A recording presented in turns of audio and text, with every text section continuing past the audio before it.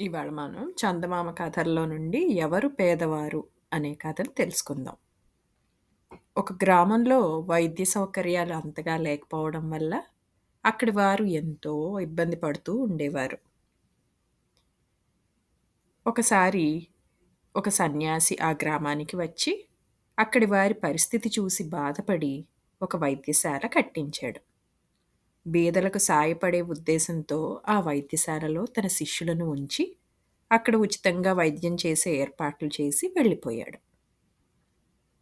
ఆ వైద్యశాల ఆ గ్రామస్తులకే కాక ఇరుగు పొరుగు ఊళ్ళల్లో వారికి కూడా ఎంతో ఉపయోగపడసాగింది.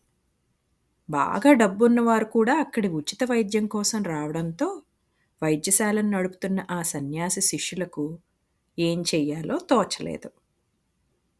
మళ్ళీ కొన్నాళ్లకు ఆ సన్యాసి ఆ గ్రామానికి వచ్చాడు.